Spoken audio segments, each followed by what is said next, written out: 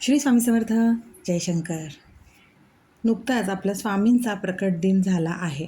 अनेकांनी स्वामींची सेवाही केली आहे. आता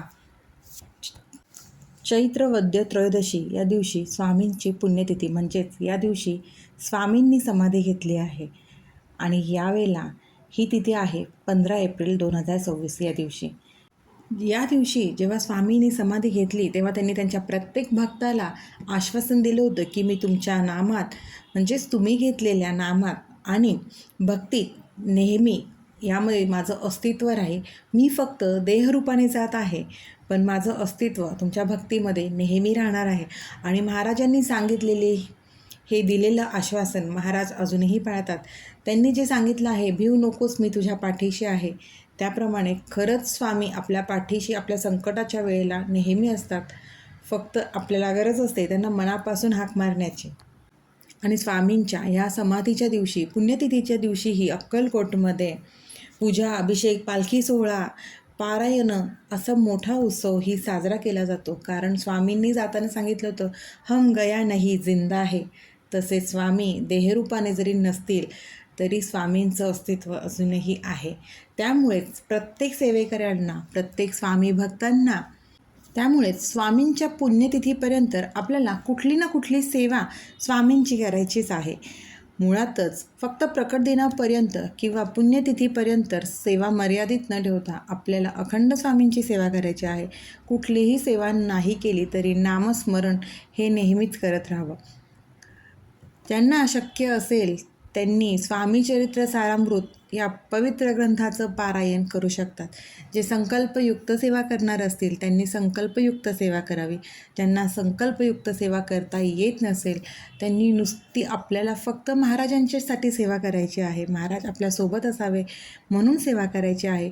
फक्त महाराजांच्या चरणाशी सेवा समर्पित करण्याची इच्छा असेल त्यासाठी स्वामीचरित्र सारामृताची सेवा करावी. आणि इच्छापूर्तीसाठी करणार असाल तर संकल्पयुक्त सेवा करा. आणि संकल्पयुक्त सेवा करताना अर्थातच आपल्याला नियम आहे ते म्हणजे ब्रह्मचर्याचं पालन, मांसाहार वर्ज्य आणि परान्न वर्ज्य, हे 3 नियम आपल्याला पाळायचे आहे. स्वामींचं स्वामीचरित्र सारामृत या ग्रंथाचं पारायण करताना गुरुचरित्राच्या पारायणा इतके आपल्याला कडक नियम नाही आहेत. मुळात हे 3 नियम आहेत तेच आपल्याला काटेकोरपणे आपण पाळावेत. आता स्वामीचरित्र सारामृताचं पारायण सलग तुम्ही 15 एप्रिलपर्यंत म्हणजे स्वामींच्या पुण्यतिथीपर्यंत करू शकत असाल तर तोपर्यंत करावेत. नाहीतर तुमची इच्छा असेल 11, 21, 5, 7 किंवा नाही जमलं तर एक स्वामीचरित्र सारामृताचं पारायण तरी अवश्य करावं. अगदीच स्वामीचरित्र सारामृताचं एक बैठकीतलं पारायण जमत नसेल तर रोज एक अध्याय वाचून पूर्ण 15 एप्रिलपर्यंत एक पारायण तरी महाराजांचं स्वामीचरित्र सारामृताचं करावं. हे आपण कुठेही करू शकतो. गरज आहे फक्त इच्छाची. इच्छा जिथे असेल तिथे मार्ग नक्कीच सापडतो आणि मार्ग आपल्याला आपले स्वामी नक्कीच दाखवतात. गरज आहे फक्त मनापासून करण्याची.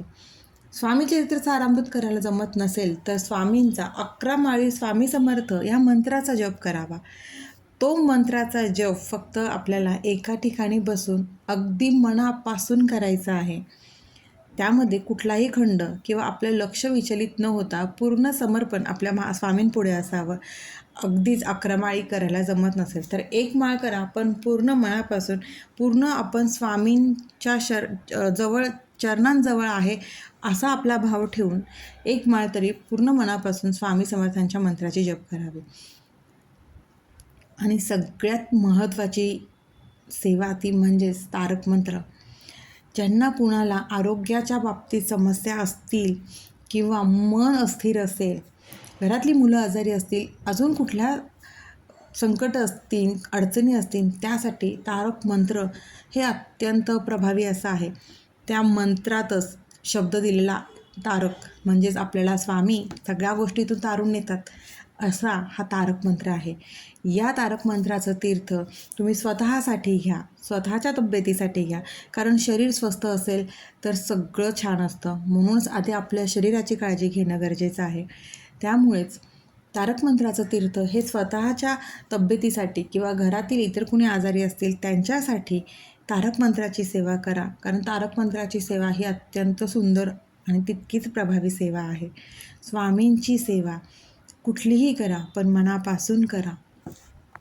स्वामींनी जे काही आपल्याला शिकवलं आहे, स्वामींच्या बखरीमधनं, स्वामींच्या सारामृतामधनं, स्वामींचे इतर ग्रंथ आहेत त्यामधनं, स्वामींनी जे काही शिकवलं आहे ना, त्यामुळे आपल्या आयुष्याला एक नवीन दिशा मिळते.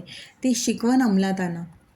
तसेच स्वामींच्या पुण्यतिथीपर्यंत गुरुचरित्राचं पारायणही अनेक भक्तजण करतात. प्रत्येकाला प्रत्येकाचा वेळ, त्याच्या आजूबाजूची परिस्थिती, त्याच्याकडे असणारा वेळ, ह्या सगळ्यांची बेरीज करूनच आपल्याला प्रत्येक सेवा करायची आहे. आपण स्वामींचा जप केला तर स्वामी आपल्याला नक्कीच जपतील. त्यामुळे स्वामींचा जप करा, कारण स्वामी आपल्याला फुलासारखं जपतात आणि खरंच जपतात. फक्त मनापासून स्वामींची सेवा करा. कुठलीही इच्छा मनात न ठेवता स्वामींची सेवा करा, कारण स्वामींना सांगायला लागत नाही आपल्या मनात काय आहे. स्वामी ओळखतात. कधीकधी वेळ होतो, आपण जे मागितले ते स्वामी देत नाहीत, पण जेव्हा देतात ना, तेव्हा अपेक्षेपेक्षा जास्त देतात. मनापासून स्वामींची सेवा करा. स्वामींच्या पुण्यतिथीपर्यंत स्वामी चरित्र सारामृताचं पारायण करा, किंवा स्वामींचा 11 माळी नाही तर 1 माळ तरी जप करा.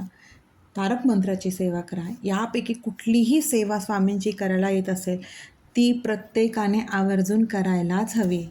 आणि आपण जेव्हा सेवा करतो त्यावेळेला आपल्या मनातील भावही शुद्ध असायला हवा. आपले कर्म कष्ट तितकेच प्रामाणिक असायला हवे. आपल्या स्वामींनी एक गोष्ट शिकवली आहे की भक्तिमार्गापेक्षा आपला कर्ममार्ग मोठा असतो.